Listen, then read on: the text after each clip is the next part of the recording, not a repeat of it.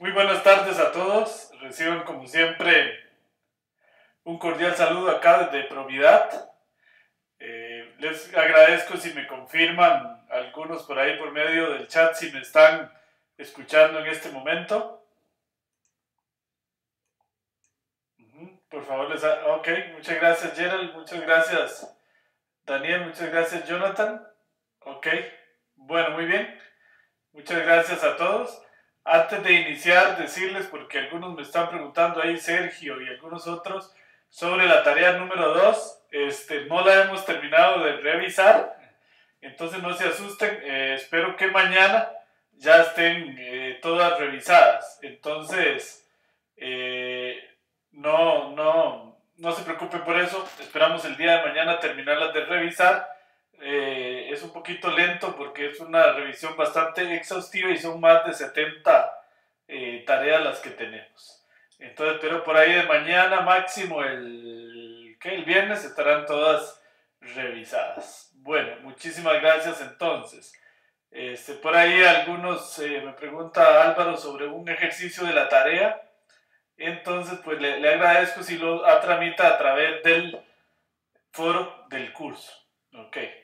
Les explico nuevamente, tal vez porque en el curso nunca contestamos tareas sobre las tareas y así no porque no querramos, Álvaro, sino porque esta clase tiene un guión muy definido de hora y media, hora y 40. Y si me pongo a revisar un ejercicio de la tarea, se nos puede ir media hora y se haría entonces demasiado extensa, demasiado cansada la clase. Entonces, por esa razón es, Álvaro, con mucho gusto, si lo pone en el foro, le ayudamos, por favor, coloque ahí la duda y de esa manera también ayudamos a todos los compañeros que tal vez tengan la misma inquietud que ustedes tienen.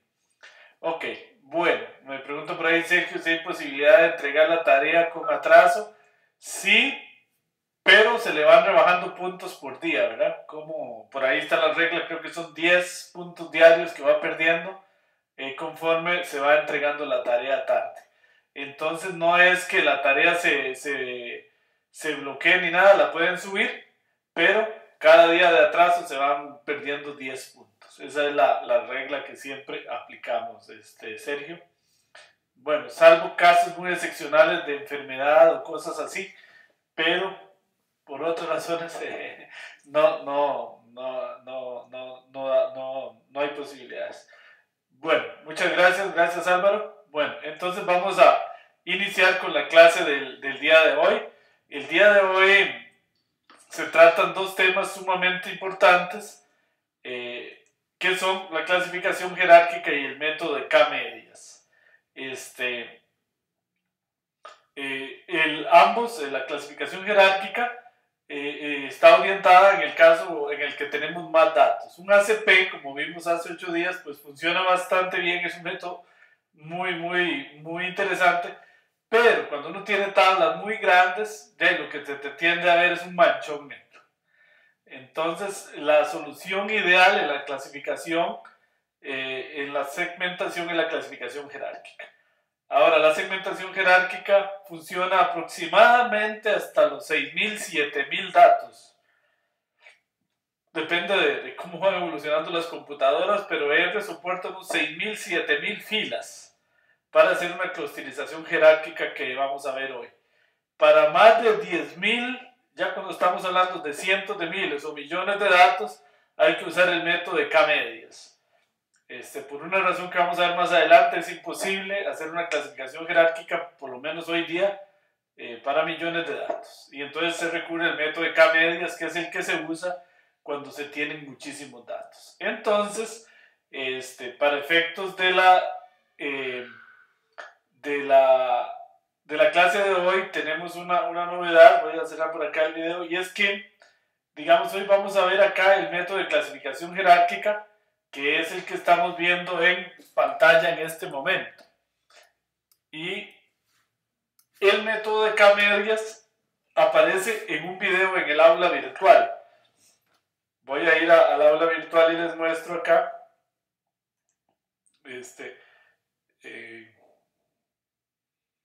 Bueno, acá tengo el mismo problema de la semana pasada. Bueno, vamos a ver si logro acá. Es como una pulga en Windows de Cisco Webex curiosa. Bueno, acá ya lo logré. Sí, vamos al aula virtual. Al día de hoy ya está activa la clase. Y entonces lo que les quería mostrar es que la clase de hoy es bastante larga y cargada de temas. Entonces, de hecho en la semana 4, para que no se vayan a confundir, ya hay un video. Pero este video es sobre el método de K-medias. Yo voy a explicar ahora en vivo el método de clustering jerárquico y el método de... me dice que no estoy compartiendo, perdón, sí. Ok, gracias Didier. Gracias. Ok, bueno, ahí está, sí, perdón. Muchas gracias Didier por la aclaración. Déjenme acá hacer un detallito. Ok, bueno, muy bien. Muchas gracias. Sí, no estaba compartiendo. Bueno, les decía que acá en la semana 4 ya hay un video sobre el método de K-medias y acá viene la presentación. ¿Qué pasó? Algo extraño. No sé por qué no se ve, pero bueno, acá está la presentación del... Bueno, todo lo que pasa por ahí se borra. Del método de K-medias y este video. Y para resolver la tarea es necesario ver el video del método de K-medias. Bueno, algo extraño aquí. Vamos a ver si la redibujo. Bueno, muy bien, no importa. Oh. Bueno, entonces ahí estamos con el método de clasificación jerárquica y vamos a iniciar.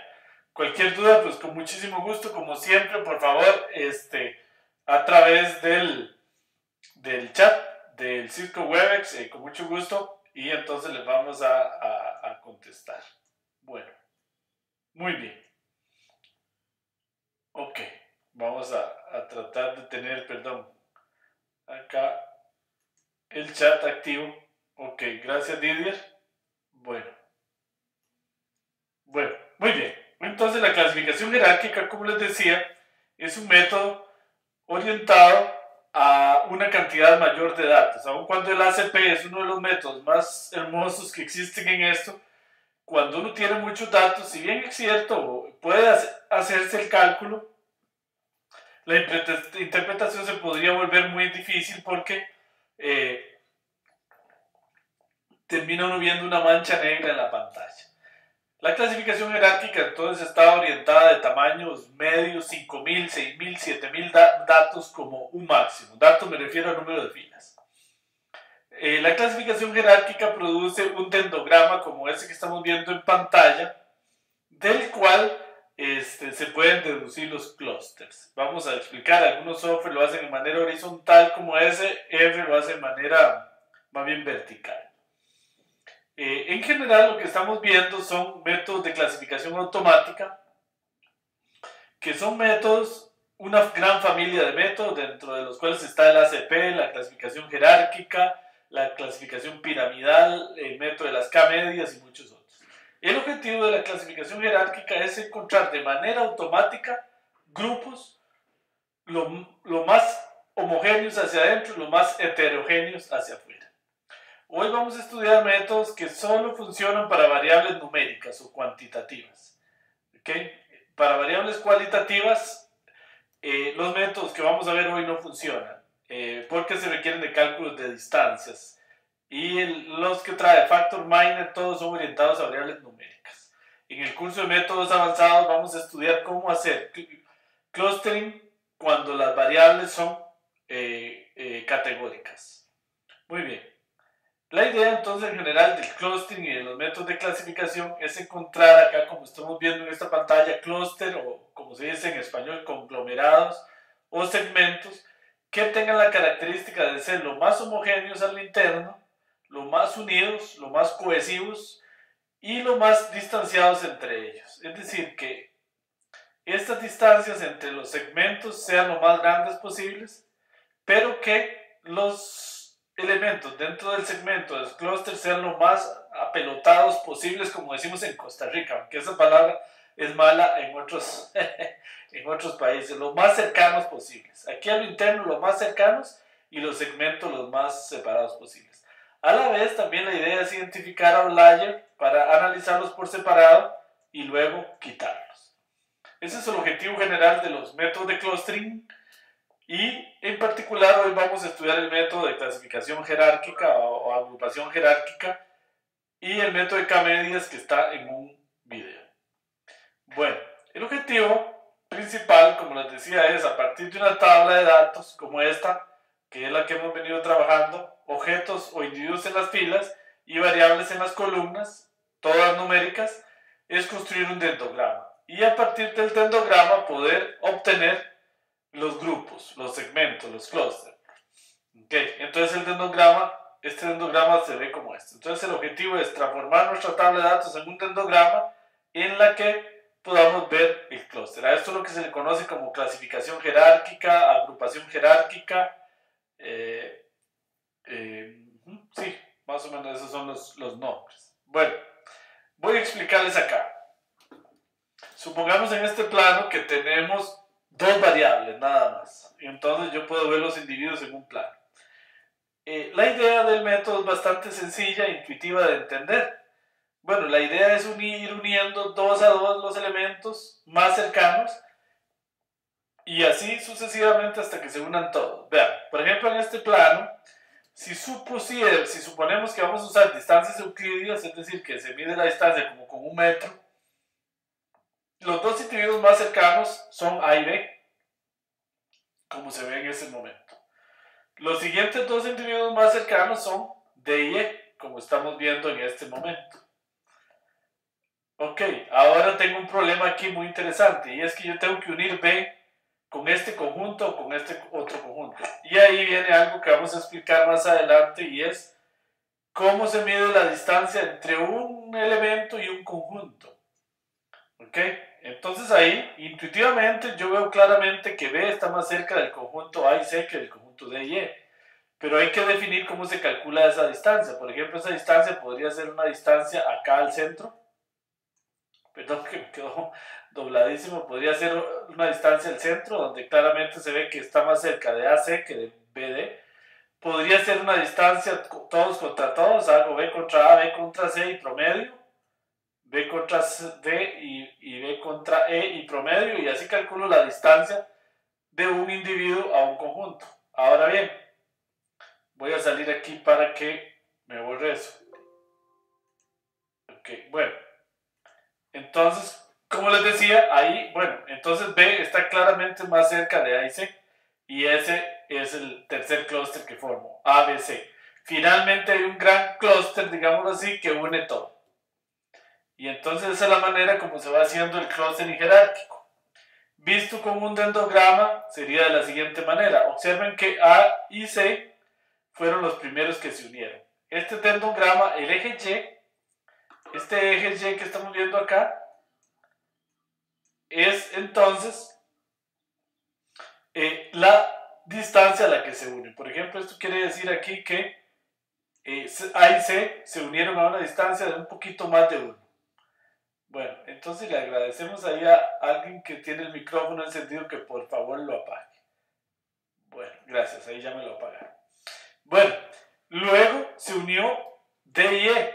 Acá, entonces en el dendrograma se ve acá. Esto quiere decir que se unieron a una distancia aproximadamente de 1.3, 1.4. Luego se unió B con AC a una distancia de 2. Entonces el eje Y es la distancia a la que se une. Y finalmente se unió D y E con ABC, acá arriba, a una distancia un poquito mayor de 4. Entonces en el dendrograma se ven perfectamente las distancias y se ven los segmentos. Por ejemplo, si yo hago un corte aquí, lo que se llama un corte en el árbol, entonces encuentro dos segmentos, uno que es D y E y otro que es A, B, C. Pero si hago un corte aquí más abajo, eso es lo que se llama el corte en el árbol, entonces hay 3 segmentos, el segmento AC, el DE y otro donde está B solito. Bueno, entonces el objetivo final, el objetivo del método es, dada una tabla de datos con variables cuantitativas o numéricas, pasar de esta tabla al dendrograma, para en el dendrograma poder identificar los conglomerados, los clústeres o los segmentos. Y luego de alguna manera hay que ver cómo se interpretan. Es decir, descubrir por qué se formaron. Bueno, me pregunta Candra, ¿a qué se refiere con distancia al eje Y? Bueno, la distancia es esto. Digamos acá, A y C están a una distancia, ahora lo vamos a aclarar, digamos de 1. Y después D y E era como de 1.2. Esa distancia es la que se coloca aquí en el eje Y. La distancia con la que se unieron los individuos. Eso es lo que quiere decir. Ok. Bueno, ahora lo vamos a hacer con ejemplos más numéricos para que usted vea. ¿Cómo se sabe cuál es la cantidad óptima de clúster? No se sabe, no hay una pregunta Alan. Depende mucho, el dendrograma le da a uno una idea muy visual de cuántos clústeres hay. Pero cuál es la cantidad óptima de clústeres depende mucho de usted mismo, Alan, y de los objetivos. Por ejemplo, si yo estoy segmentando una población para hacer campañas publicitarias segmentadas, depende de cuánta plata tengo. Si yo solo tengo plata para hacer 2 campañas, separo en 2 segmentos de la población y busco los 2 clústeres más grandes. Si tengo plata para 3 campañas, pues entonces busco 3 segmentos. Ahora, hay un método que se conoce como el Cobo de Jambu, que estudiamos en el curso de métodos avanzados, que ayuda a identificar cuál sería la cantidad óptima si yo lo dejo completamente libre. ¿Okay? Aunque en la práctica, por ejemplo, tener más de 5 o 6 segmentos es demasiado. En la práctica. Y en la práctica, como le decía Alan, que es una buena pregunta, depende mucho de los objetivos del negocio mismo, ¿verdad? Cuántos segmentos quiera uno buscar. Bueno, vamos a seguir y se les van a ir aclarando las dudas. Vamos a usar, como siempre, la tabla de notas escolares, que es un ejemplo muy didáctico y que ayuda a explicar bien. Entonces acá tenemos, como siempre, los individuos y las notas, los individuos en las filas y las notas en las columnas. La clusterización siempre es sobre filas, ¿ok? Eso es muy importante. Los segmentos siempre es en las filas, nunca en las columnas. Porque estamos hablando de distancias y no tiene sentido hablar de distancias o similitudes entre variables. Entre variables siempre se habla de correlaciones. Entonces es entre los individuos. Las variables se van a usar para tratar de explicar el porqué de la formación de los segmentos. Ok. Bueno, muy bien. Bueno, entonces tenemos que hablar de una noción que es la de disimilitud y la de agregación, que es lo que ustedes están preguntando precisamente. La disimilitud es la manera en la que vamos a medir la distancia o la similitud entre individuos, o la disimilitud. Y la agregación son el cómo vamos a medir esas distancias entre conjuntos. Bueno, entonces un índice de disimilitud, una manera de ver qué tan distanciados están 2 individuos, es una función que toma 2 individuos, 2 filas, y le asigna un número entre 0 y más infinito. Esto es importante, una distancia, una disimilitud siempre es un número positivo, eso es lo que esto quiere decir, nunca podría dar un número negativo. Y la otra propiedad importante es que tiene que ser simétrica. La disimilitud de X a Y siempre tiene que ser la misma que de Y a X. Eso es muy importante, porque si no se viola un principio de que la matriz de distancia sea simétrica, como vamos a ver más adelante. Es decir, si yo voy de un punto X a un punto Y, siempre es igual la ida que la vuelta. ¿Ok? Aquí como lo dibujé, no. Porque en efecto, por ejemplo, cuando uno anda en vehículo, la ida y la vuelta no siempre es igual, porque puede ser que yo puedo ir de X a Y por aquí, pero para venirme no hay vía y tengo que hacer esto. Entonces, típicamente, la distancia cuando uno anda en un coche, en un vehículo, no es simétrica. Si anda a pie, normalmente sí puede ser simétrica, porque se puede ir por el mismo lugar de donde se fue normalmente. Bueno, entonces, en los métodos de clustering jerárquico lo primero que hacen es calcular la matriz de distancias, es decir, las distancias de todos contra todos.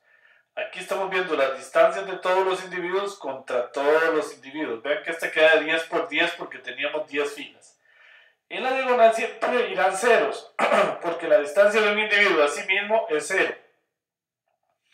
Y acá en esta parte de abajo no se pone nada porque esto es una matriz simétrica.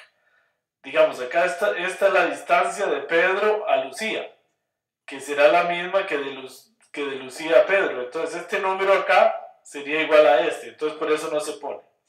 Entonces esta matriz es simétrica. Por ejemplo, aquí iría un 4.7. Okay, entonces solo se pone en la parte de la triangular superior y en la diagonal van a ir ceros.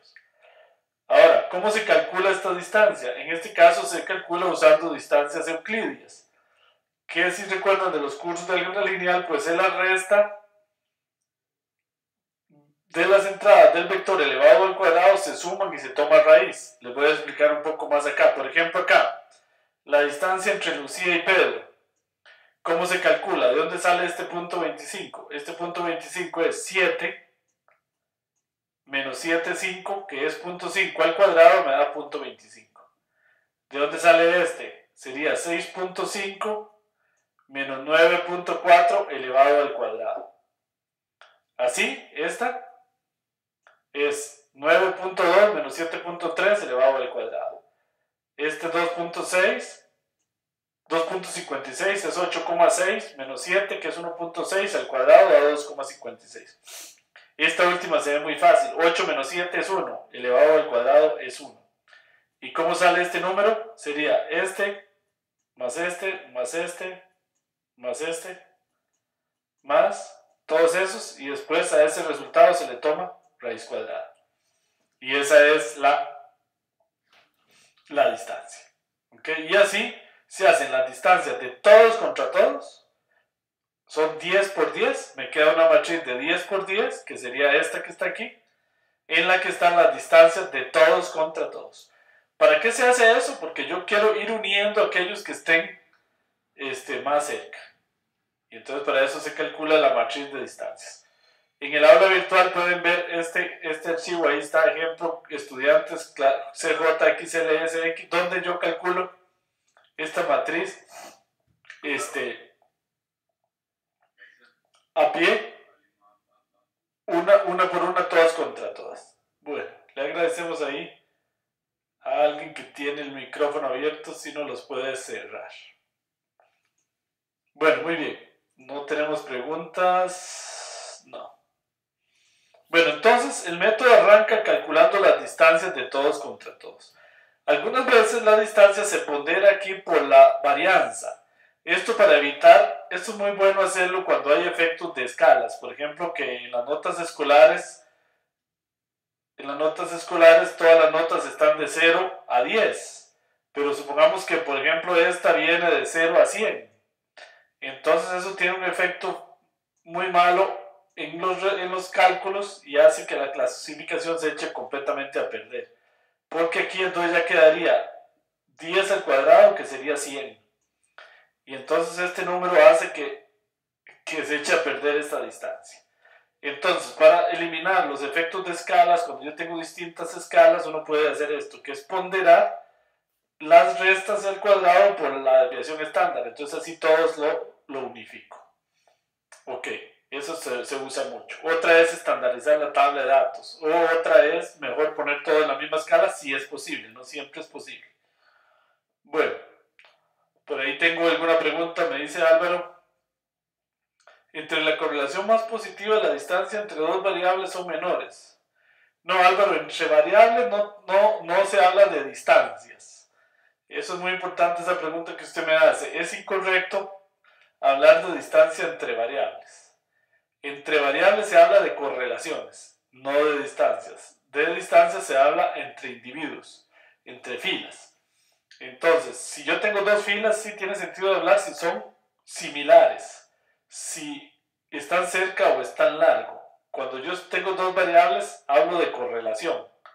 Y la correlación se interpreta distinto, se interpreta como vimos la clase pasada. Entre la correlación más alta y más cercana a 1, lo que quiere decir es que cuando una variable crece, la otra crece. No necesariamente que están cerca o largo, lo que quiere decir es que cuando una crece, la otra decrece. O que cuando una decrece, la otra también decrece. ¿Okay? Por ejemplo, a mayor edad, mayor salario. A menor edad, menor salario. Pero eso es casi siempre, ese es el tema, no es siempre, porque eso es lo que dice la correlación. correlación negativa lo que dice es que cuando uno crece, el otro decrece. Ok, entonces eso que dice que lo pregunta Álvaro, porque es una pregunta, siempre encontramos en las tareas esos errores en el lenguaje. Entre variables se habla entre individuos, filas, se habla de similitudes o distancias, y entre variables de correlaciones. Bueno, muy bien, entonces acá, esta tabla de individuos, cuando se hace un dendrograma, se transforma en este dendrograma. Y acá, si hacemos un corte aquí del árbol, quedan tres clústeres, tres segmentos claramente identificados. Uno con Ana, José, Pedro y Inés, otro con Lucía y Sonia, y otro con Andrés, Carlos y Lucía y María. Se forman tres clústeres, que de hecho son los mismos, los mismos que da el ACP, aunque no siempre tiene que dar igual.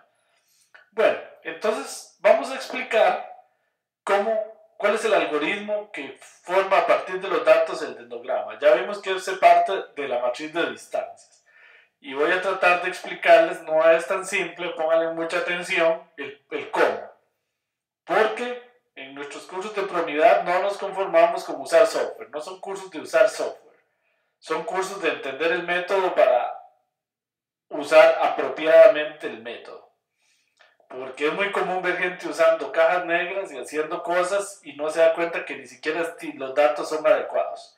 Hay gente que tiene aquí sexo femenino y masculino, pone 01, 01 y ya, hace segmentación y está totalmente malo porque ni siquiera tiene sentido hacer distancias así. ¿Ok? Para poder hacer distancias euclidias los datos deben ser numéricos. Bueno, entonces la idea es que ustedes entiendan lo más posible los métodos para que cuando los apliquen realmente estén entendiendo qué es lo que el método hace. Y eso realmente les permite interpretar, porque están entendiendo a fondo qué es lo que el método hace. Ok, bueno, entonces en nuestros cursos siempre van enfocados así. Y luego, por supuesto, pues poderlo hacer en alguna herramienta, principalmente en R, para poder ya aplicarlo a datos. Pero aplicarlo a los datos apropiadamente y saber interpretar los resultados. Bueno, el método es relativamente sencillo en el sentido de que lo que hace es unir, busca la matriz de distancia, el número más pequeño aquí y une esos dos. El número más pequeño, como vemos, es 256. Entonces los primeros que se unen son José y Ana. A una altura de 0.56. Este que está aquí, que preguntaban antes, esta aquí sería 0.56. Este número es este. Esa es la altura que preguntaban de este eje Y, cómo se forma. Ahí se van formando las alturas. Ok, entonces se unen Ana y José. Hay que tener claro que ya Ana y José ya no juegan más solitos. Ellos entran a jugar como conjunto, porque ya se unieron. Más adelante vamos a aclarar más eso. Bueno, muy bien. Unidos ellos, buscamos los dos segundos que se unen, que están más cerca, que son Carlos y Andrés, que se unen a una distancia de 0.6. Entonces esto que está aquí en el eje Y es más o menos, bueno, es más o menos no, es exactamente 0.656. Que fueron los segundos dos que se unieron. Sigo. Algunos me dicen que hay menores, pero es que son menores con individuos que ya no están jugando, porque ya se unieron. Los terceros más cercanos son Inés y Pedro, a 1.34.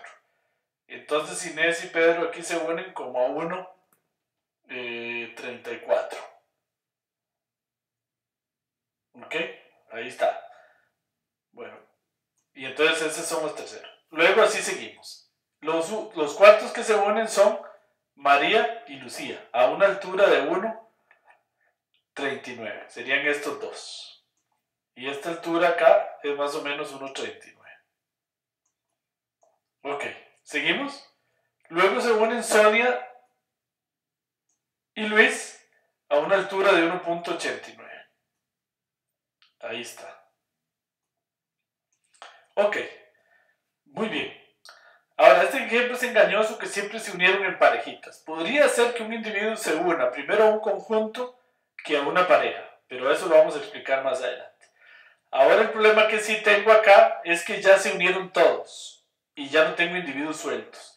Ahora tengo que medir distancias entre conjuntos. Y ahí es donde nace la noción de agregación, que es la distancia entre dos conjuntos. Y para poder continuar tengo que explicar eso. Pero antes voy a ver qué es lo que me están preguntando aquí en el chat.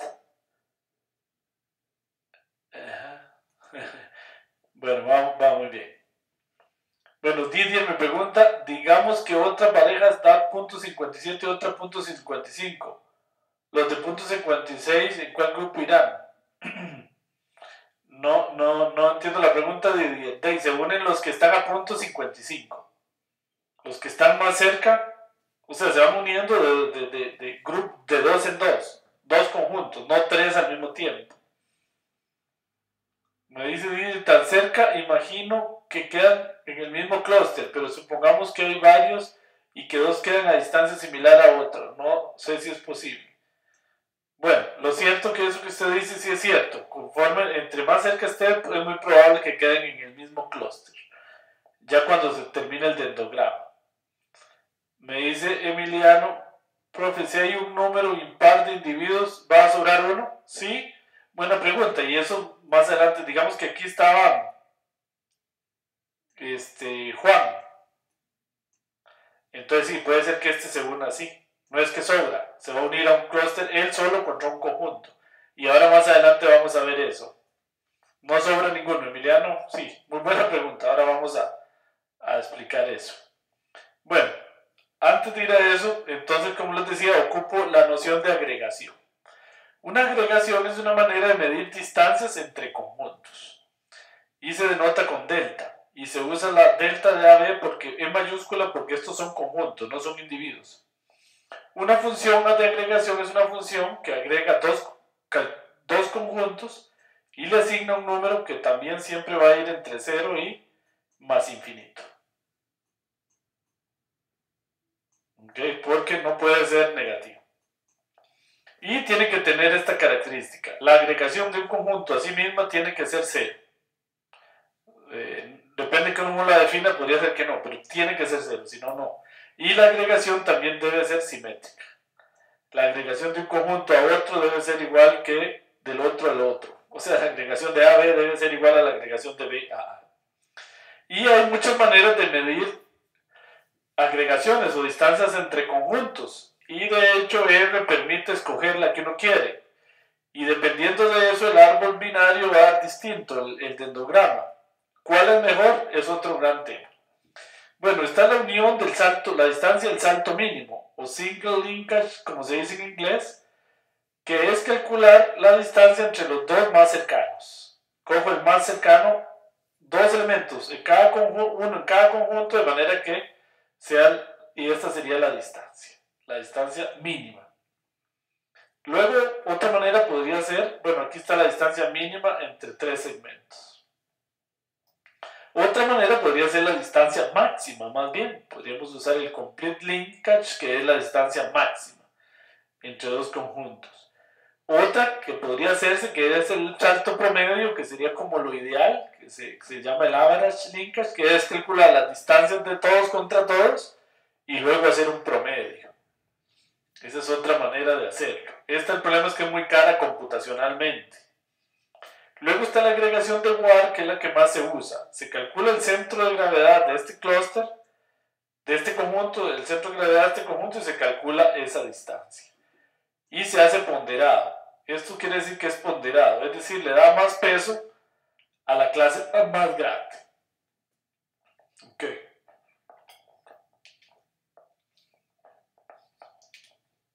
Ok, bueno, muy bien. Bueno, entonces, esta sería la agregación de Ward, que es la que más se usa entre los centros. Y bueno, vamos a seguir con el dendrograma usando Ward. Antes voy a contestar una pregunta que veo aquí. Me dice Alan, ¿cómo se hace cuando tenemos dos tipos de variables asociados a un individuo? Por ejemplo, nota y edad. No hay problema, se usa una distancia euclidiana. ¿Ok? Ahí no hay problema. Lo que podría ser, tal vez que usted está queriendo decir, Alan, es que hay diferencias de escalas. Bueno, ahí se recomienda muchas veces ponderar entre la desviación estándar o la varianza, es entrar y reducir la tabla antes de hacer el método para que el efecto escalas, por ejemplo, si tal vez la nota se mide de 0 a 10 y la edad, por ejemplo, de 0 a 100, entonces la escala. Ahora, esa es la escala natural, ¿verdad? Ok, bueno, muy bien. Entonces aquí, usando la agregación de WAR, los primeros grupos que se unen son Ana y José con Pedro y Inés, como estamos viendo aquí, a una distancia de 2, usando la agregación. Luego se me unen estos dos, como se ve acá, a una distancia de 2.1, 2.2, por ahí. Luego se une el grupo de Luis y Sonia con el grupo de Andrés, Carlos, Lucía y María, aquí. ¿Ok? A una altura como de 8, más o menos, sí, de 8. Y finalmente se une todo. Acá a una altura como de 12. Y ya queda un solo segmento. Y ya ahí termina el algoritmo. ¿Ok? Visto el dendrograma, entonces yo lo que tengo que decir es dónde corto. Si corto aquí, me quedan 3 clústeres. Este y este otro. Eso es lo que se llama un corte. Ahora, si yo decido otro corte, por ejemplo aquí, me quedan 2 segmentos. Uno aquí que lo voy a marcar en rojo y otro. ¿Okay? Y como preguntaba, no recuerdo si era Alan antes, bueno, ¿cuál es lo ideal? Depende mucho también de lo que uno quiera y de qué tan fino quiera hilar también, ¿verdad? Entre más clúster tome, más difícil la interpretación, ¿verdad? Bueno, muy bien. Vamos a hacer otro ejemplo con una data que ya ustedes conocen para desmitificar algunas cosas que tiene el primer ejemplo que hice, que son engañosas, por ejemplo, y que preguntaba, no recuerdo quién, que si iba a sobrar uno. Muy buena pregunta, no va a sobrar ninguno. ¿Por qué? Un individuo se puede unir primero con un conjunto que con un individuo. Puede ser que pase. Y eso es lo que voy a hacer con este otro ejemplo completo que voy a desarrollar a pie. ¿Qué son las importaciones en estos años de los países de Centroamérica hacia México? Entonces las variables, los individuos son los años y las variables es cuánto importa cada país de Centroamérica desde México en estos años. Pero bueno, lo que me interesa aquí es esto, vean. Aquí está más explicado todavía, para que vayan entendiendo mejor. Calculo las distancias de todos contra todos. Ahí empieza el algoritmo. Todos contra todos. Todos los años contra todos los años usando distancias euclidianas. El mínimo está aquí. Entonces se unen el año 1988 y el año 1987. El año 87 y el año 88 van a desaparecer, tanto en las filas como en las columnas. Y pasan a estar unidos como un solo. Y estas distancias, todo esto tengo que recalcularlo. Porque ya ahora no son las distancias de ellos dos solitos, sino las distancias de ellos como conjunto contra todos. Pero ahora más adelante les explico mejor eso. El punto aquí es que, ellos desaparecen. Y bueno, los primeros que se unieron son el 87 y el 88. Aquí están. A una altura de 11,8. 11,58. Muy bien. Y la matriz ahora me queda así, vean. Acá está 87-88 y 87-88 como uno solo y desaparecieron como individuos. Y tengo que recalcular esta columna. Ahora les explico cómo se calcula. Esto se calcula con algunas de las distancias de conjuntos a individuos. Pero por ahora dejémoslas ahí. Digamos que se calcularon. Y entonces, ahora sí, veo otra vez el mínimo. El mínimo aquí es 35,78. Y entonces se unen el 83 con el 82. Ok, y si vemos el gráfico, es esto, 83,82 aquí. Este fue el segundo que se unió, este fue el primero. El 1 y el 2. Okay. Bueno, seguimos. Entonces, 81 y 82 desaparecen de la matriz y aparecen ahora, los ven aquí, como un nuevo individuo. Y recalculo las distancias de ellos contra todos. Ahora como conjunto y no como individuos. Y busco otra vez el mínimo. El mínimo está aquí. 39,08 entre el año 80 y el año 79. Entonces aquí se me van a unir el año 80 y el 79 acá. ¿Ven? Este es la tercera unión. Muy bien, sigo. Entonces el 80 y el 79 desaparecen y aquí aparecen juntos. Vean que la matriz cada vez es más pequeña. De hecho, esto para cuando la matriz queda uno por uno. Perfecto.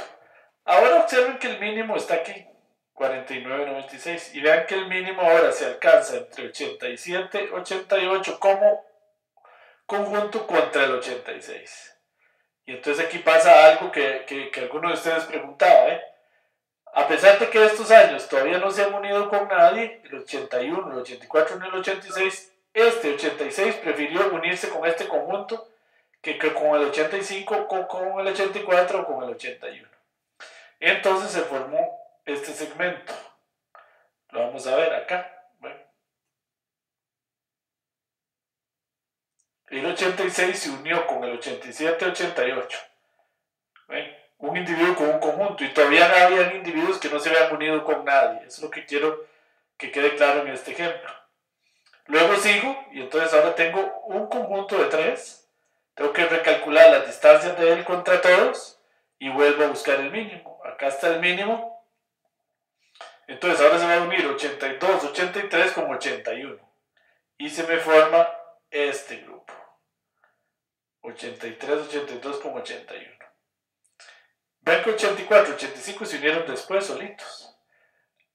Y así sigo calculando mínimos. La matriz se va haciendo más y más pequeña hasta que la matriz finalmente queda de uno por uno y terminó el árbol y ahí está todo el árbol.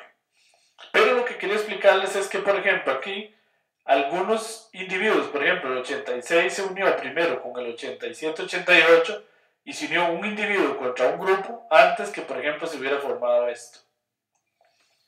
Ok, eso es lo que quería explicarles en este ejemplo. Ahora les voy a explicar un poquito más en detalle, que es un poquito complicado, cómo se recalcula la distancia después de una unión. Ok, bueno. Antes de ir a eso, aquí está el algoritmo que habría que programar en un curso de Machine Learning. Pero como este no es un curso de Machine Learning, sino de Data Mining, por dicha, entonces vamos a usar el algoritmo que ya viene programado en él. Porque este algoritmo no es nada fácil de programar. Bueno, antes de explicarles con estos ejemplos cómo se recalculan las distancias cuando se unen elementos, voy a ver unas preguntas que tengo aquí en el chat.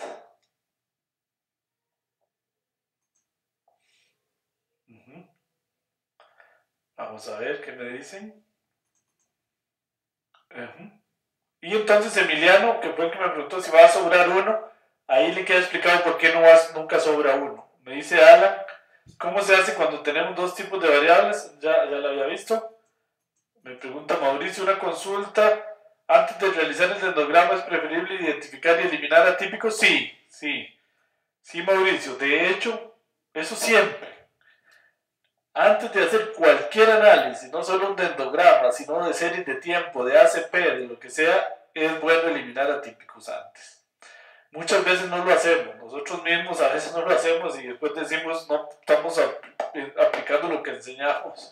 Pero sí, es una buena pregunta. Uno siempre debería eliminar atípicos. Ok.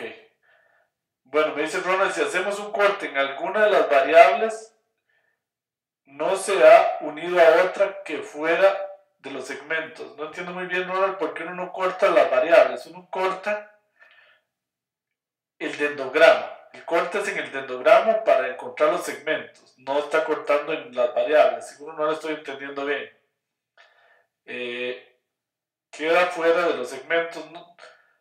Tal vez se refiere a los individuos, pero se parece un poco a la pregunta de Emiliano. Un individuo nunca va a quedar fuera. Siempre queda unido. Aunque sea un individuo rarísimo, a veces pasa que un árbol se empieza a hacer así. Se une todo el mundo, aquí muy bonito. Y se empieza a hacer así, se va formando acá. Este se une a este, luego este se une a este. Y hay un individuo aquí que no se une a nadie. Y que hasta el final se une, así. Esto quiere decir claramente que este es un individuo atípico, porque no se parece a nadie, sino que al final es tan raro que él se unió a todo. Al final, porque como quien dice, no le quedó de otra. ¿Ok? Pero ese no sé si es el caso, pero eso pasa a veces y eso significa que ese individuo es muy atípico. Ok. Me dice Alan, ¿se puede eliminar atípicos sin tocar directamente la data? No. Eh, no, Alan. Sí, normalmente los atípicos uno los identifica y los elimina en la data. Bueno, en el software ahora vamos a ver que uno puede no tomarlos en cuenta, pero es lo mismo que eliminarlos. Porque si los deja ahí, está haciendo otro análisis. Ok, bueno. Me dice Ronald, por ejemplo, en el gráfico anterior, los años 84 y 85. Los años 84 y 85, sí, puede ser que 84 y 85 acá están. Bueno, ellos se unieron después que otros segmentos. Sí, no lo entiendo muy bien, Ronald, pero ahí me disculpa. Lo cierto es que nunca va a quedar un individuo que no se unió. En el peor de los casos, puede haber aquí un individuo muy raro, digamos, el 90, el 1990, y al final, en el peor de los casos, se une aquí a todo y aquí terminaría el árbol. ¿Qué quiere decir eso? Si aquí estuviera 1990, quiere decir que es un año muy raro. Entonces, por eso se une al final, muy atípico. Bueno, muy bien. Entonces, les voy a explicar aquí. Voy a salir esto para que se me vaya. Voy a explicarles cómo se recalculan la matriz de distancias después de una unión. Póngale cuidado porque viene una pregunta en la tarea. Y en el aula virtual hay un documento Word que yo puse ahí, un PDF, donde yo explico esto con detalle. Por aquello de que no lo entiendan. Porque no es fácil. Entonces, vean, esta es la matriz de distancia. Ya aquí tenemos la matriz de distancia de todos contra todos. Y tenemos 4 individuos, X1, X2, X3, X4. Entonces voy a empezar a formar el dendrograma. Lo primero que se hace siempre es encontrar el mínimo. Entonces ya aquí sabemos que ese mínimo, que los primeros que se van a unir son, si aquí hacemos el dendrograma, los primeros que se van a unir son X1 con X2. En una altura de 1. Ok, ahí siempre va a pasar lo mismo, porque siempre yo busco el mínimo. Ahora el punto es que X1 y X2 tengo que desaparecerlos de esta matriz. Y entonces pasarlos a formar un solo individuo, como estamos viendo aquí, ¿ven? Ahora aparecen X1 y X2 como el solo. Ahora, vean que yo tengo que calcular la distancia de X1 y X2 contra X3 y contra X4 nuevamente. Entonces vean de dónde sale este 2, pónganle en cuidado. Voy a usar la distancia del salto mínimo. Esto es usando salto mínimo, es decir, la distancia entre conjuntos va a ser la mínima. Entonces observen que la distancia entre X1 y X3 es 3. La distancia entre X2 y X3 es 2. ¿Cuál es la mínima de ellas dos? 2. Y de ahí sale este 2. Ok, ahora voy X1, X2 contra X4. Observen que, voy a ponerle otro color aquí. Observen que la distancia de X1 con X4 es 5, 5. Y la distancia de X2 con X4 es 4, 5. Entonces yo escojo la mínima. Este sería el mínimo. Okay. Y este 2.5 se queda igual, porque esa es la distancia entre X3 y X4, que era 2,5. Muy bien, vean. Entonces pónganle atención a este detalle. Aquí voy a usar otro color, vamos a ver cuál, moradito. Si hubiese usado la agregación del salto máximo, si hubiese usado aquí el salto máximo, entonces aquí no hubiera quedado un 2, aquí hubiera quedado un 3, porque es el salto máximo. Y aquí hubiera quedado un 5, 5. si hubiese usado la agregación del salto máximo. ¿Okay? Si hubiese usado la agregación del salto promedio, entonces tendría que haber puesto el promedio de estos dos aquí. Y entonces ahí me hubiera quedado un 2.5. Ahora lo voy a hacer. Y aquí hubiera quedado el promedio, que el promedio entre 5,5 y 4,5 es, aquí me hubiera quedado un 5. Bueno, muy bien. Ok. Entonces, muy bien. Así es como se recalcula. Ahora, en el siguiente paso, voy a salirme aquí para descartar todo eso. En el siguiente paso del algoritmo, bueno, y ahí sí siempre yo busco el mínimo. Entonces el mínimo está aquí en 2. Entonces ahora se me va a unir x1, x2 con x3. x1, x2 como conjunto con x3. Y tengo que recalcular. Entonces 1, x1, x2 y x3 en un conjunto. Entonces tengo que ver de dónde sale ese 2.5. ¿De dónde sale ese 2.5? Vean que la distancia, de x1, x2 contra x3, contra x4 es 4,5. Y la distancia de x3 contra x4 es 2.5. Entonces yo escojo el mínimo de estas dos. Entonces pongo un 2.5. Si escogiera la agregación del salto máximo, aquí estoy usando salto mínimo, pongo 4.5. Si usara el promedio, pues pongo el promedio. Entonces vean que aquí me queda un 2.5. Y finalmente ya se une x1, x2, x3 con x4 y me queda el dendograma. Bueno, muy bien. ¿Qué hora es? 6:55. Voy a explicarlo aquí con salto máximo. Vean. El paso inicial siempre es el mismo. Yo escojo el mínimo. Entonces se unen x1 con x2.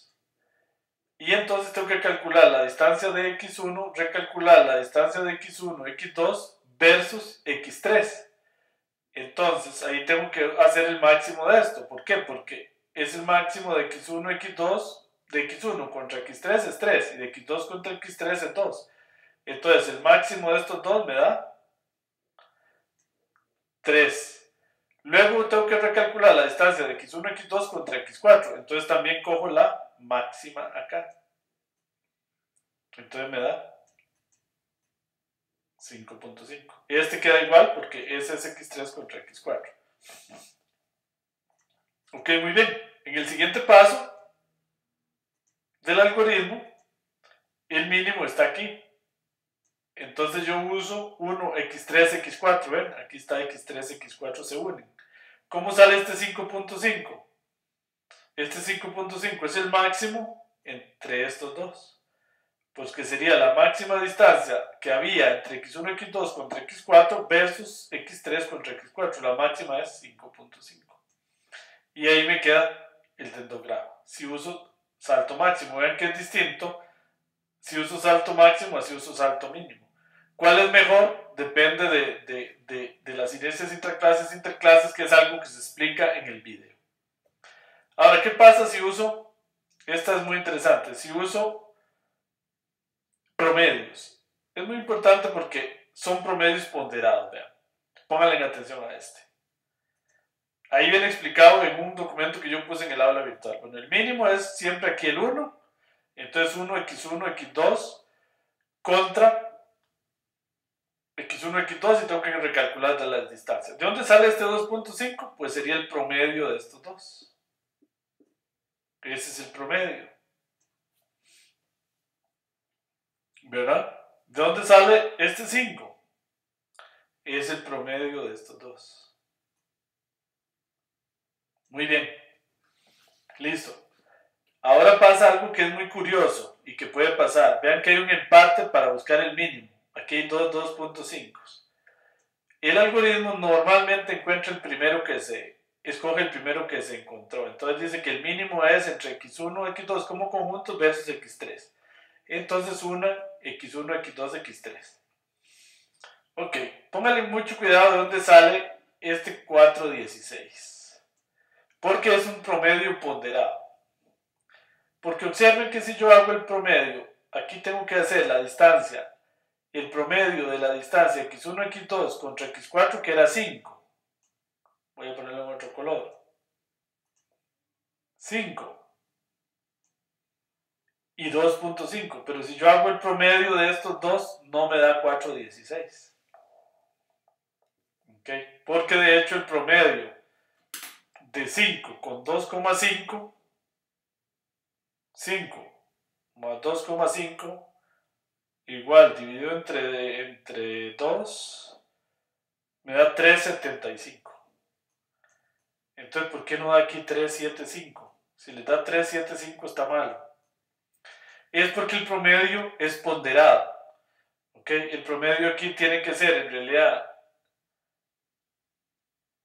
2/3 multiplicado por 5 más 1/3 multiplicado por 2.5.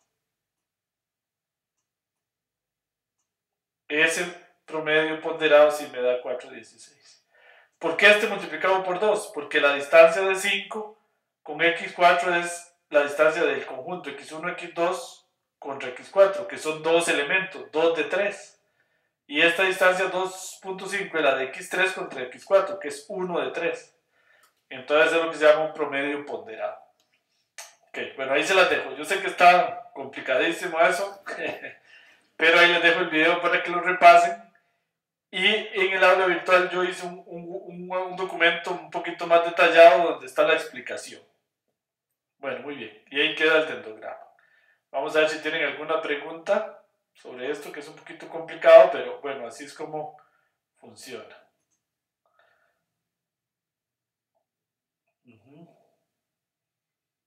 Me dice Daniel, profe, ¿cuál es la diferencia para saber cuándo aplicar el máximo, el mínimo o el promedio? Buena pregunta, Daniel. No hay una regla general que le diga cuándo uso cuál. Y todos dan diferente.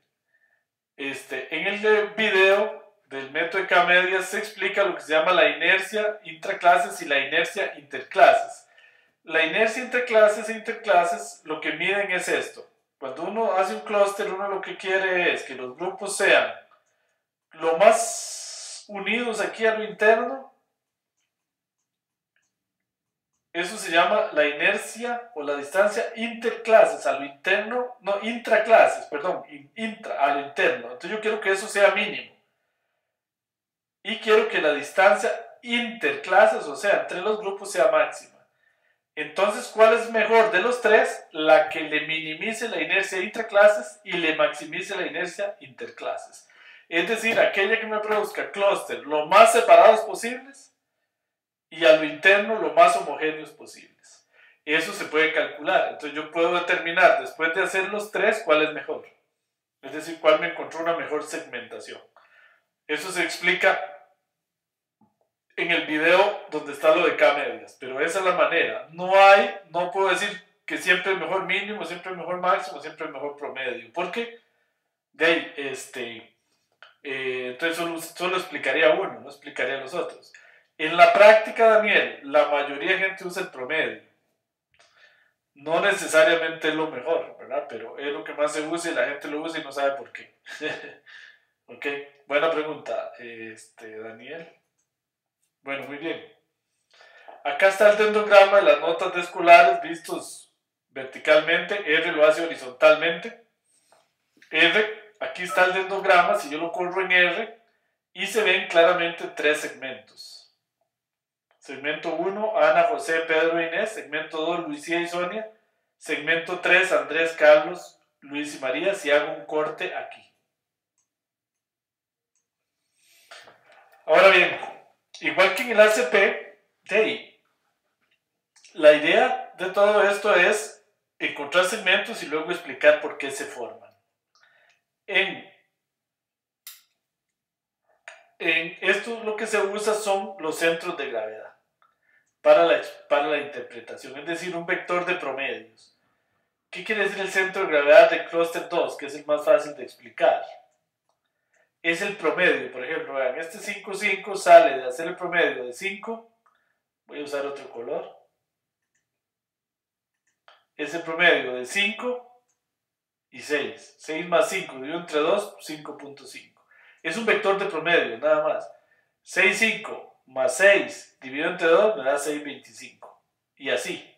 Por ejemplo, 9 más 8, 7 dividido entre 2 me da 8,75. Entonces es un vector de promedios. Este 6, por ejemplo, este 7, 7, ¿de dónde sale? Sale de 7, 5 más 7, 6 más 7, 8 más 7, 9 dividido entre 4. Entonces, con estos vectores que se conocen como los centros de gravedad de los clústeres G sub K, G sub 1, G sub 2, G sub 3, porque tengo 3 clústeres, se hacen gráficos de barras horizontales y verticales y ahí se puede interpretar. Vean. Este es el gráfico de barras del clúster 1. O sea, agarro esto simplemente, me lo llevo para Excel, por ejemplo, y hago un gráfico de barras. Entonces, inmediatamente observo que el clúster 1 es aquellos estudiantes que son buenos en matemáticas y ciencias, porque son las notas más altas. El clúster 2, inmediatamente, que es el de Luis y Sonia, observo que es el clúster de los buenos en deportes. A este se le llama la interpretación horizontal, porque los histogramas se están haciendo para allá, con los vectores para allá. La vertical es hacerlo aquí por variables. Y después hacemos uno que lo une todo. Bueno, este es horizontal del clúster 3, que es el bueno en español e historia. Luego puedo hacerlo vertical, que es por columnas, que es lo que les decía, es como para abajo. Eso es lo que se llama vertical, es que hago el diagrama de esta, por ejemplo. Y entonces ahí veo que si grafico matemáticas, clúster 1 es el mejor en matemáticas. Si grafico ciencias, clúster 1 también es el mejor en ciencias. Si grafico español, clúster 3 es el mejor en español. Si grafico historia, clúster 3 es el mejor en historia. Y si grafico educación física, clúster 2 es el mejor. En la tarea dice que haga una interpretación vertical y horizontal. La idea es que haga los gráficos en las filas, en los centros de gravedad y en las columnas. Ahora pueden hacer uno solo, para efectos de la tarea estaría bien, que es este. Yo puedo en Excel hacer ese gráfico muy fácil y de una vez veo todo. Y a este se le llama interpretación vertical horizontal. Pueden hacer este para efectos de la tarea. Observen que aquí se ve muy bien. Ven que el clúster anaranjado, el C1, se ve claramente que es el clúster de los mejores en ciencias y matemáticas. Y son el número 2 en todas las demás materias, excepto en educación física, que son los peores. El clúster 2 es el más malo en todo, excepto en deportes, que es el mejor. Y el clúster 3, podríamos decir que es tal vez de los mejores, es el mejor en historia y español, segundo lugar en todas las demás materias. Entonces es como el grupo más bueno, podríamos decir, porque es el mejor en 2 materias y segundo lugar en todas las demás. Ok, bueno, entonces en la tarea se refiere a hacer esto. Ahora vamos a ver que esto hay que hacerlo en Excel. Vamos a ver cómo con los datos que le da R. Bueno, si hacemos una comparación entre el ACP y la clasificación jerárquica, vemos que nos dio lo mismo. Este clúster es este clúster es este y este clúster es este. Y básicamente las interpretaciones son las mismas. El resultado entre una clasificación jerárquica y un ACP deberían ser similares. Ahora, no siempre son iguales. No tienen por qué ser exactamente iguales. En este caso es que es un ejemplo muy pequeñito, muy didáctico, donde los clústeres son muy claramente definidos, entonces da exactamente igual. ¿Deben dar parecido? No necesariamente igual. Bueno, muy bien. ¿Alguna pregunta antes de ir al software?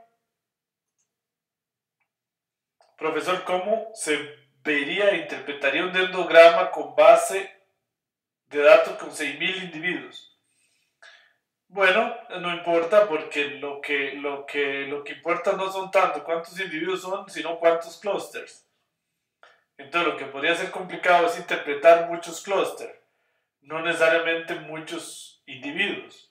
¿Ok? Entonces si yo tengo 5 clústeres, tengo 5 centros de gravedad y puedo hacer eso que acabo de hacer sin mayor dificultad. ¿Ok?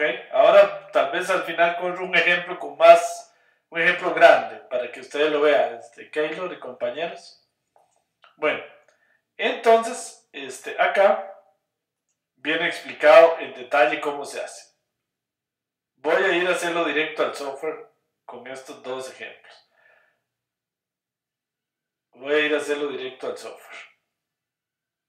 Y con Factor Child. Ok.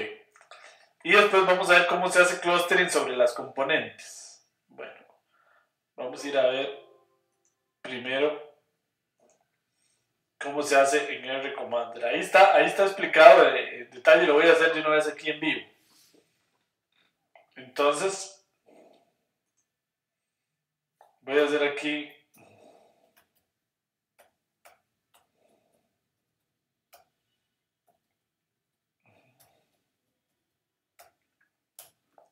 ok.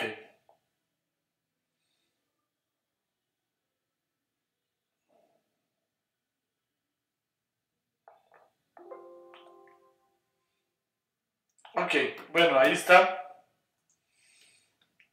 Entonces el R Commander. Lo primero, como siempre, es ir a ver pues cuál es el separador de punto y coma.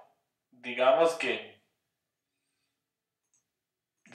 vamos a hacer este ejemplo, el ejemplo clientes de una vez. Entonces vemos que el separador de espacios es punto y coma y el separador de decimales es la coma. Ok, bueno, entonces me voy y abro ese archivo.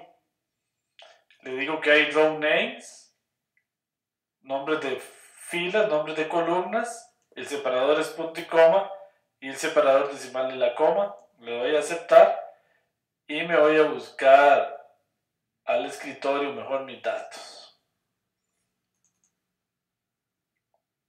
Entonces busco ejemplo clientes y ahí está, ya me lo leyó bien, no me dio ningún error aquí.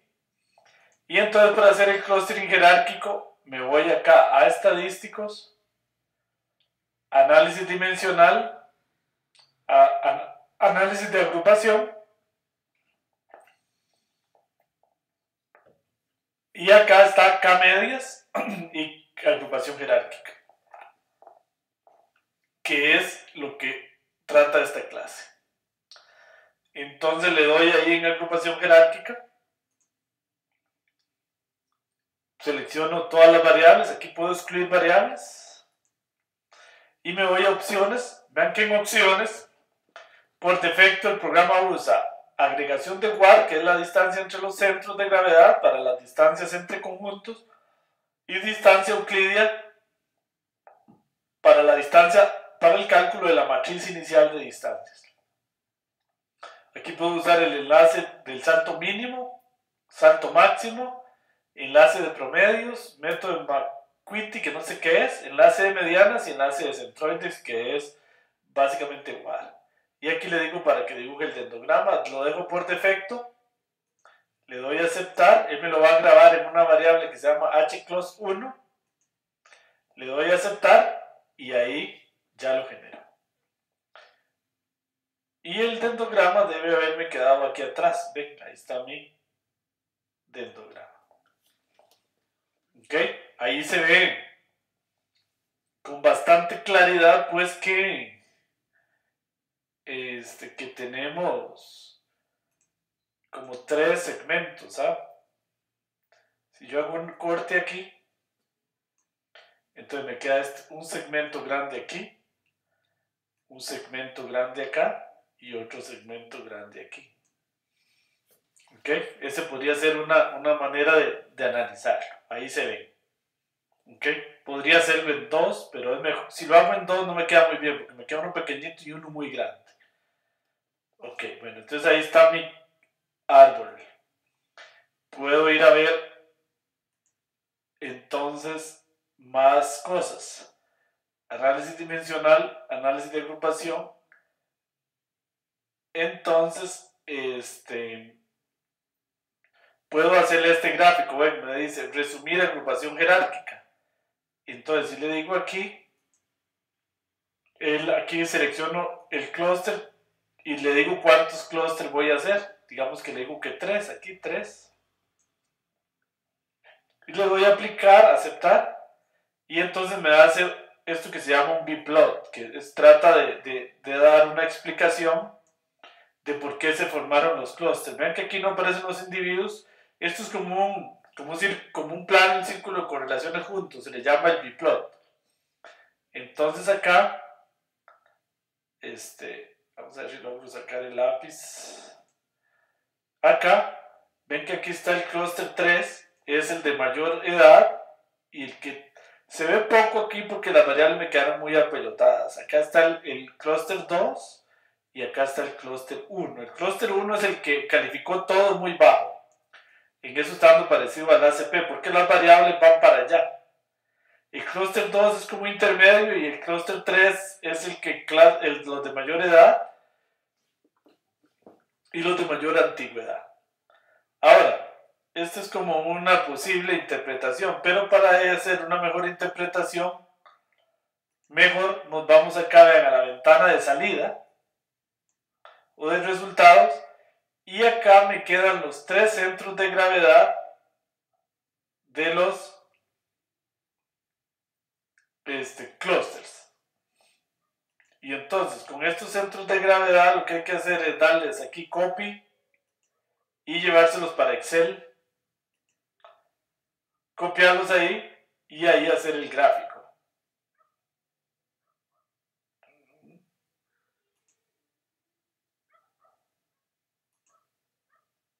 Ok. Bueno, entonces aquí hay una manera de pegarlos que no recuerdo cómo es. Es que si los pego aquí directo, me quedan en una sola celda. Pero, ven, ahí los tengo, aunque ahí no me quedaron bien, porque me quedaron todos en una celda. Hay una manera aquí que no recuerdo cuál es en este momento, pero tal vez ustedes saben mejor Excel que yo, para que me queden de una vez en casillas. Y con estos yo agarro aquí y hago un gráfico rápidamente de barras. Ok, bueno, esa es la idea. En la pestaña de datos, sí, ¿verdad?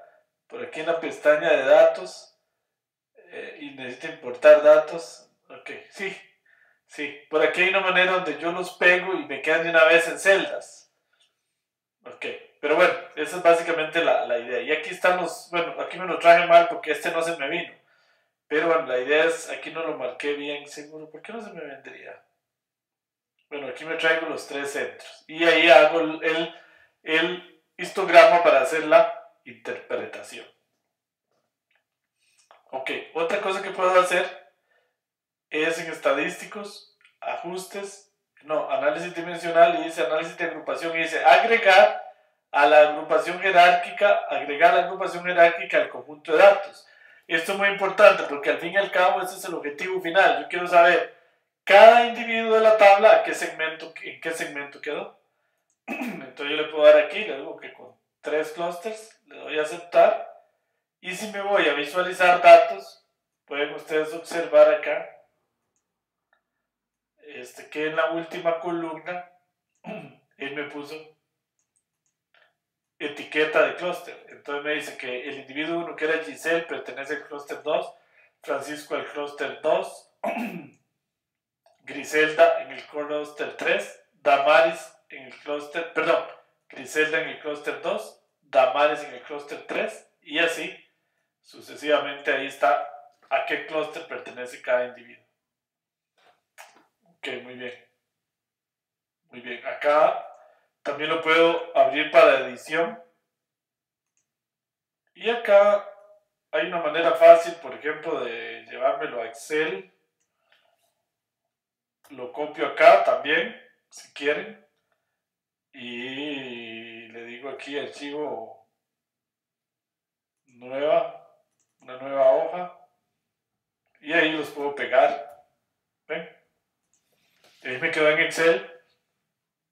Y aquí me quedó en esta columna a qué clúster pertenece cada individuo. ¿Ok? Muy bien. Muy bien. No sé si tienen alguna otra pregunta. Vamos a ver.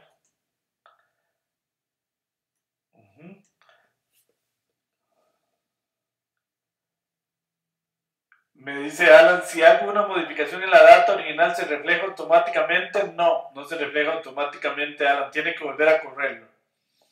¿Ok? No está tan bien hecho. Sí, hay que volverlo a correr. Me dice Arturo, la prestada, ok. Ahí me están explicando cómo hacerlo en Excel. Muchas gracias, Arturo y Álvaro. Ok, bueno, muy bien. Bueno, vamos a... Nada más voy a hacer otro ejemplo que alguien me preguntaba. ¿Qué pasa si tenemos unos datos muy grandes? Voy a correr unos datos aquí que son reales de una empresa de Costa Rica. Y no son tan grandes, pero son más grandes. Entonces, por ejemplo, creo que era este. Ok. No. Ahí me está dando un error, pero ya me acuerdo por qué.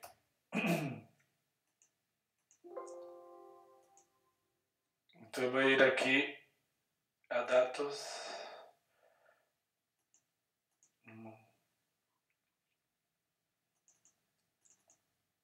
Voy a buscarlos aquí.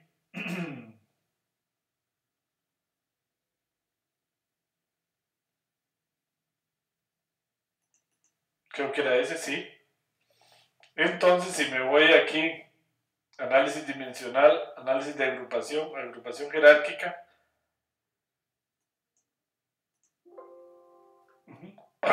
Perdón. Es que no he generado los clústeres. Aquí selecciono todas las variables. Le voy a aceptar y entonces ahí me queda. No son tantos datos, pero sí se ve ya algo más grande. Ahora, ¿qué importa que sea una cosa ahí que ni se vea? Lo importante es que yo le puedo venir y decir aquí, ahora sí, en estadísticos, análisis de agrupación, y le puedo decir, resumir la agrupación jerárquica y hágame 3 clústeres. Ve que aquí me aparece ya los dos ejemplos que he corrido, estoy hablando del 2. Entonces lo voy a aceptar y ahí me da un cierto gráfico, pero yo le puedo ir a decir aquí, lo importante es estos centros. Y con esos centros puedo ir a Excel y hacer un gráfico. Y puede ser 5.000, 6.000 individuos que lo que tengo son 3 centros. Entonces ahí lo puedo ver. Ok, bueno, muy bien. Ok. Bueno, entonces vamos a ir a Factor Shiny. Y después les explico el clustering sobre las componentes y con eso terminamos. Bueno, ¿qué pasa?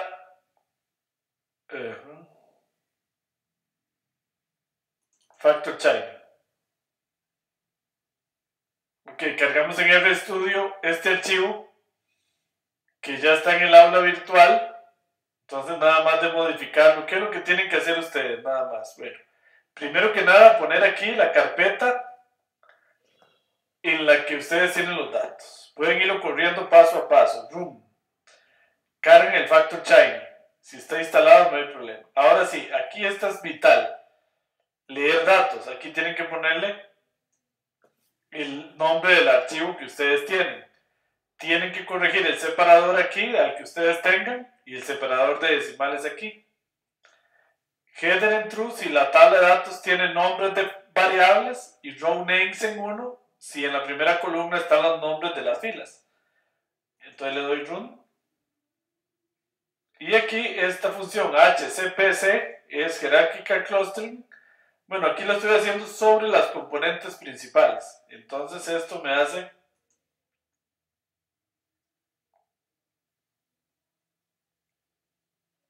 ahí, esto que es muy bonito, que me hace un ACP, un clustering sobre las componentes. Y en las componentes me grafica los segmentos. Y acá está en 3 dimensiones. Y acá puedo decirle que sea 3D, no sé por qué. Ok, no me pone aquí las etiquetas, pero por aquí yo le digo. names. No sé por qué no lo hace por defecto, ya ahí están los nombres. Ok. Entonces, ¿qué es esto de las componentes? Les voy a explicar aquí. Ahí está. Uno puede hacer lo que hemos hecho hasta ahora, es lo que casi siempre se hace, que es directamente de la data hacer el dendrograma. Ok. Ahora hay una opción, y es hacer un ACP como un método de reducción de dimensión. Por ejemplo, dejar solo las primeras dos componentes, desechar todo lo demás, y sobre estas componentes hacer el clustering jerárquico. Ahora, ¿qué ventaja tiene eso? Esta matriz puede ser de 1.000.000 por 500 y esta va a quedar de 1.000.000 por 2. Entonces el ACP aquí va a ser mucho más rápido. Perdón, la clasificación jerárquica va a ser mucho más rápida. Entonces, esa es la ventaja. Aquí estamos usando el ACP para reducir la dimensión, no para hacerlo. Y sobre este ACP hago el clustering jerárquico, sobre las componentes, no sobre los datos. Y evidentemente, este gráfico es mejor que este en cuanto a calidad, porque aquí tengo la representación total de los datos. Aquí yo ya perdí información. Ahora, ¿para qué puedo hacer esto? Para tener mayor velocidad en los cálculos. O para ver los clústeres automáticamente sobre un ACP. Generalmente se hace para mejorar el rendimiento cuando son demasiados datos. Bueno, muy bien. Entonces ahí está Factor Shiny. Y entonces eso lo puedo ver en Factor Shiny y también se puede hacer en Factor Miner. En la tarea viene un ejercicio en detalle de cómo hacer esto en Factor Miner. Y en Factor Shiny, pues ahí lo tengo. Voy a hacer otro ejemplo. Para hacer otro ejemplo, siempre salgan aquí de la aplicación antes de empezar para que no les dé problemas. Entonces voy a correr el ejemplo de clientes. Le doy Run y ahí me genera el Factor Shiny, ven con de los clientes. Okay, ven que entonces me da eso. Aquí es bonito porque yo aquí, esto es muy dinámico. Yo puedo decirle aquí, vean qué bonito, que no me haga 3 clústeres, sino que me haga 4. Y ahí sí lo hace en tiempo real. Alguien que me preguntaba ahora. Ok, ahí sí lo hace en tiempo real. 5 clústeres.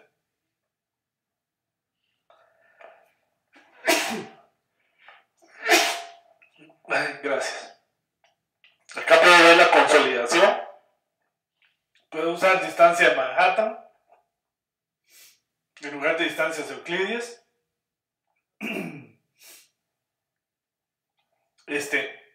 Puedo ver algunas opciones, por ejemplo, acá puedo hacer ejes 1 y 2 o puedo hacer ejes 1 y 3, ¿ven? Ahí cambia dinámicamente todo. Y por acá, ¿dónde era? Aquí en el 3D plot le puedo decir que me ponga los nombres y que dibuje los clústeres y entonces me aparecen los nombres y los clústeres en este gráfico. Esto es el dendrograma encima sobre el ACP. Ok, aquí puedo ver los resultados de todos los cálculos. Los centros de gravedad, todo está aquí. Descripción de los ejes. Parangón, no sé qué es. Hey, me está dando un error. Descripción de las clases por variables. Aquí trata de explicar por qué se formaron los clústeres. Y acá veo los datos. Bueno, vamos a ver que por ahí tenía una pregunta en el chat.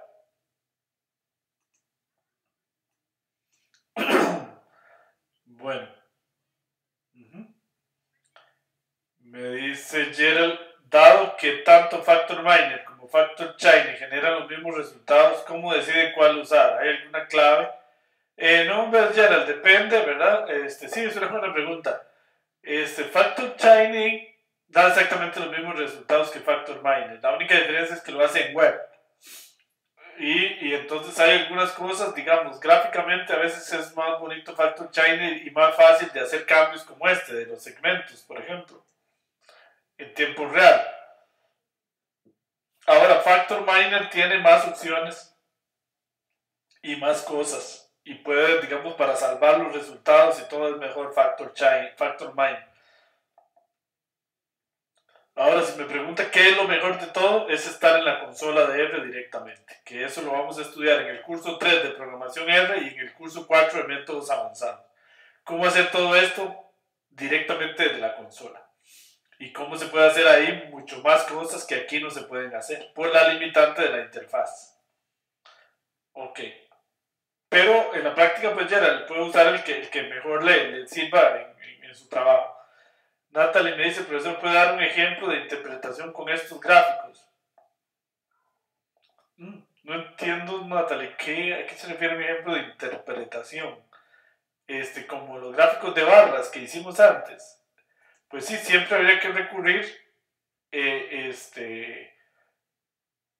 a para hacer aquí siempre, digamos, lo que yo más recomiendo es hacer los gráficos de barras para hacer las interpretaciones. Se pueden hacer, después vamos a ver en el curso de métodos avanzados, ¿qué fue lo que me preguntó? Vamos a ver si logro que esto baje.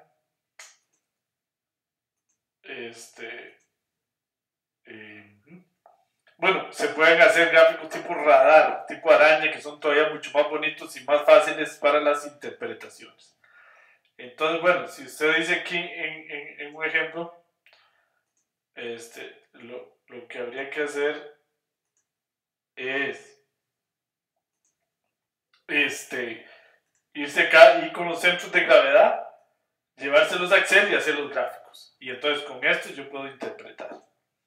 Con estos números vistos en un gráfico, los puedo hacer aquí directamente de los números.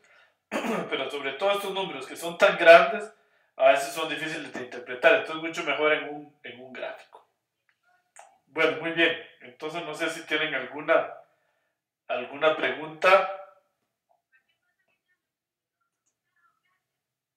Ok, me dice Daniel, profe, una consulta. ¿Existe alguna diferencia entre los clústeres que genera la ACP y los que genera la clasificación jerárquica?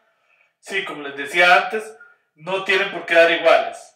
Los clústeres se tienden a parecer, pero no son iguales. Ahora, ¿cuál segmentación es mejor desde el punto de vista de, digamos, de cuáles clústeres son más, maximizan las inercias interclases y minimizan las inercias intraclases? Es decir, ¿cuáles producen clústeres más homogéneos? La clasificación jerárquica. Los clústeres de la clasificación jerárquica son más buenos. De hecho, casi siempre son lo mejor que uno podría encontrar. ¿Okay? ¿Por qué se usa K-medias a veces? Porque hay tantos datos que no se puede usar clasificación jerárquica. Ahora, ¿cuál es la ventaja del ACP? Es que literalmente uno puede ver los datos y viéndolos, puede decidir los clústeres. Es más rica la interpretación, mucho más rica que en el clúster jerárquico. Ahora, cuando yo tengo 5000 datos en un plano principal, lo que veo es una pelota de datos. Ya no veo nada. Y si tengo 200 variables también, son tantas que ya no logro verlos. Entonces podría ser mejor una clasificación jerárquica. ¿Ok? Bueno, muy buena pregunta, Daniel, pero no tienen por qué dar exactamente igual, no. De hecho, el ACP siempre es un resultado aproximado, porque recuerden que cuando yo hago un análisis en componentes principales, siempre estoy perdiendo información, ¿okay? Al hacer la reducción de dimensión. Aquí no, aquí estoy construyendo la clasificación jerárquica sobre y directamente de los datos, ¿okay? Entonces no estoy perdiendo ahí información. Muy bien, me dice Alan, ¿qué pasa cuando hacemos que escalar y tenemos números negativos? Bueno, no pasa nada porque recuerden que la distancia se hace x1 menos x2 al cuadrado, entonces ahí se matan esos efectos. No hay ningún problema en que haya números negativos en la data. No afecta en nada. Los números pueden ser negativos, positivos. Eso sí tienen que ser números reales, no categorías. Eso sí. Bueno, muy bien. Muchas gracias. Entonces, bueno, para terminar por hoy, decirles nada más que vamos a abrir aquí el video para contarles algunos detalles logísticos. Bueno, esperamos que entre mañana y viernes terminamos de revisar la tarea número 2. La tarea número 3 esperamos tenerla antes del jueves que viene revisada. Y la tarea número 4, que es la última, tienen que entregarla de hoy en 8 días, igual antes de las 6 de la tarde, hora de Costa Rica. Ok, de hoy en 8 días no hay clases, siempre en medio de los dos cursos hay una semana de descanso, y de hoy en 15 días empieza el curso de métodos predictivos en minería de datos. Ok, entonces ya lo pueden ir matriculando. No es requisito haber ganado este curso, porque el otro curso, digamos que es relativamente independiente. Lo ideal es que lo hayan ganado, ¿verdad? Pero pueden empezar a matricular ya el curso de métodos predictivos en minería de datos, que va a ser igual los días miércoles a las 6 de la tarde, hora de Costa Rica. Entonces ese curso empieza de hoy en 15 días. La tarea número 4 tienen máximo hasta de hoy en 8 días, y para que en esa semana tengan revisado y tengan la nota. Bueno, ¿dónde pueden ver ustedes la nota final del curso? En el aula virtual. Ahí ella misma les pone el promedio de las 4 tareas. Aquellos que tengan una nota, aquí usamos la lógica de la Universidad de Costa Rica, para los que no son de Costa Rica. En la Universidad de Costa Rica resulta que la nota se redondea. Entonces, quienes tengan 67.5 en adelante ganan el curso. Este es el límite. 67.5 se redondea a 70 y ya ganó el curso, para que sepan. El que tenga mayor o igual a 67.5 en el promedio de las 4 tareas gana el curso. A todos aquellos que ganan el curso, en el transcurso de unos 15 días, máximo 22 días, les estará llegando un correo con un link al Dropbox de Promidad para que de ahí bajen el certificado de aprobación del curso.